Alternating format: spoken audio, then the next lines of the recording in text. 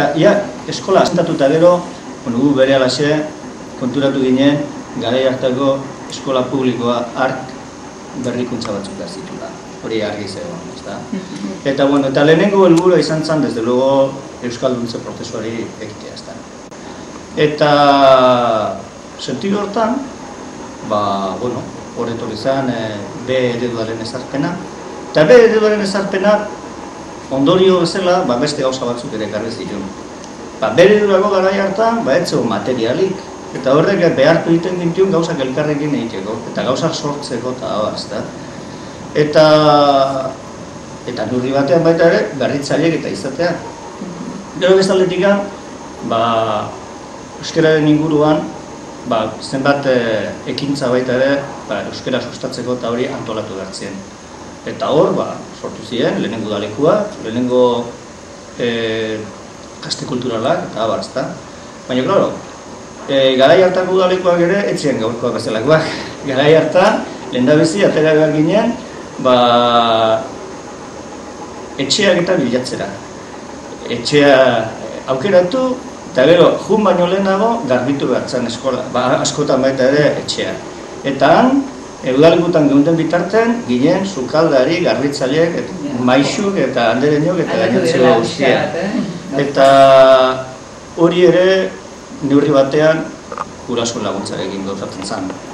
Eta aste kulturala zer esanik ez. Aste kulturalak, lehenengo momentutik, egin ziren agitaragoak eta dana beraien laguntzarekin. Eta euskalduntze prozesuarekin batera, baita ere egin genduna izan zen lehen kontxik aipatu duna. Eskola ireki. Eskola ireki gendun, auzora eta ireki gendun herrira.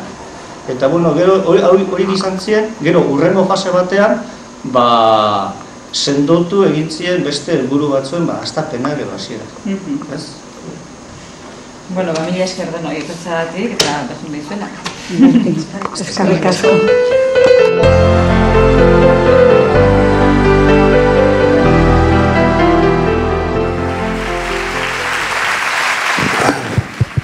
Bueno, ya nos habéis contado un poco cuál ha sido la historia de Murumendi y estas cosas, pero seguro que os ha quedado alguna anécdota por ahí colgada por el camino. Contadnos alguna de esas anécdotas. A ver, Miguel Ángel.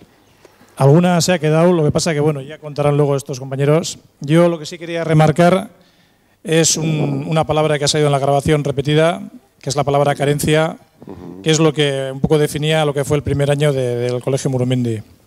Teníamos carencia de material, carencia de mobiliario, carencia hasta de percheros, carencia de experiencia y hasta carencia de profesores. De hecho, entre nosotros circulaba una frase que era Concho basta. Porque a pesar de tener casi 300 alumnos, éramos solamente 8 profesores. Sí, algunos hasta los 8 magníficos os llamaban, ¿no? Bueno, eso era otra película ya. De todas formas, lo que sí teníamos, y en grandes cantidades, era ilusión, y gracias a aquella ilusión arrancamos, y lo que hace 25 años fue un proyecto, pues hoy se ha vuelto, viendo todo esto, una realidad imponente, ¿no? Y eso es todo. Muy bien. A ver. Kontxi, zuri tokatzen zaizu, anekdotaren bat. Nik ere gogoan dut, nola egin gendun lehen grabaketan ateradan bezala lehenengo matrikula kanpaina. Ja ikasturtea aste hartzi joan, eta guk ez geneukan ez baimenik eskolara sartzeko. Nik pentsatzen dut telebistarekin, irratiekin, eta horrela ingo zenutela, ez? Bai, ez errez, ez giltzarik eskolan sartzeko. Eta orduan, inguruan geneukan beste eraikuntza txiki bat, aurrezkuntzako eraikuntza bat, hexagonal horietakoa, seguru aski ezagutuko dituzuen, hemen zaudeten batzuk, eta antxe zuzendaritza taldea, aurren aulkietan eserita, eta horri txuri eta boligrafoarekin bideratu gendun urte hartako matrikula kanpaina. Oso ondo.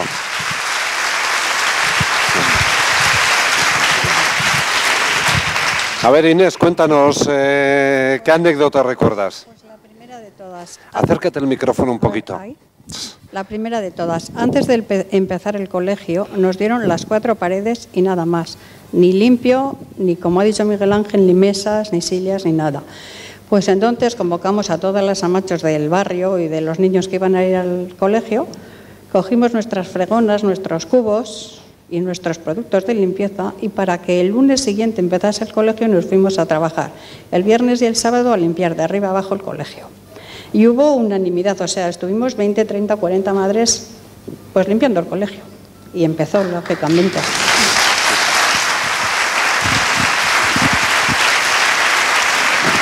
Habe, Kristina, orain zuri tokatzen zaizu? Habe, ze kontatzen diguzu? Nirea ez dakiz anekdota da, baina bueno, ni hasieran gogoratzen dut nire etxean askotan aipatzen zen eskola, zeren nire aita eta nire ama gurasoen elkartekoak zirelako. Eta, bueno, niri tokatu zait implikatzea baita nire semea hemen dagoelako ere.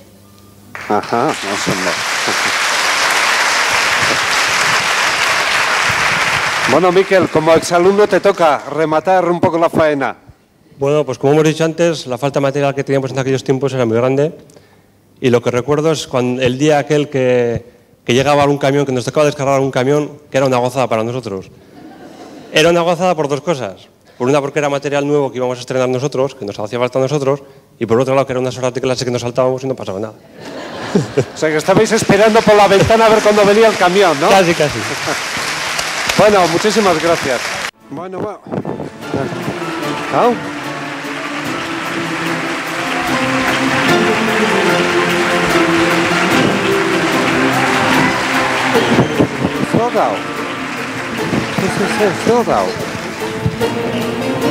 Aizu, Jose Luis, gaurko ibilaldia ez alzen ba Usurbe mendira.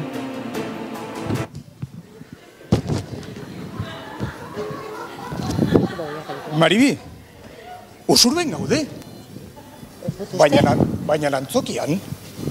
Baina zer? Zure brujula ondatuta dago.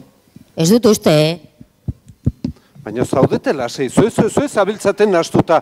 Usurben zaudete, baina antzokian, ez mendian, gaur egun berezia da, hemen ospatu behar deu. Bueno, guk ere, ospakizunerakin bat egingo dugu. Eta hortxe eseriko gara. Horrea, ba. Bale, ba. Venga. Ai. Hau da, nastea. Eta balai?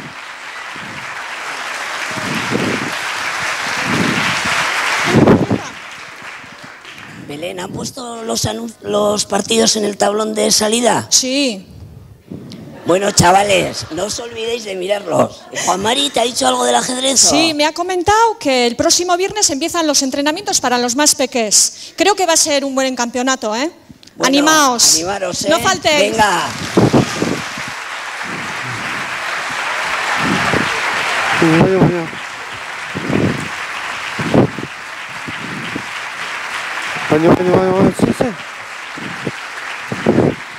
Ze fundamentu da hau, eta ni hemen bakarrik.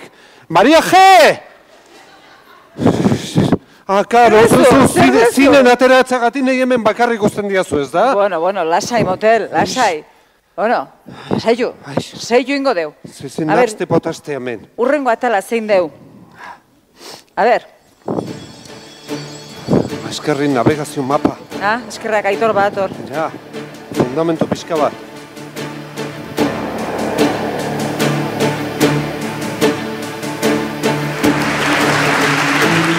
Bueno, parece que hemos llegado a la década del 85 y tenemos aquí con nosotros Mari Carmen Iriarte, ¿cómo no? Arratsaldeon guztioi. Orain neri dagokit atal honetan izango diran ekitaldiak aurkeztea.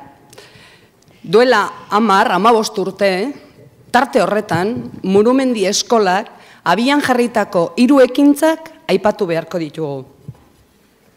2 urteko gela martxan jarri genuen. D-eredue ezarri zen, eta jangela eta garraio zerbitzuak. 2 urteko gelari buruz, hona hemen gertatutakoa bertsotan. Haur txikien guraso talde bat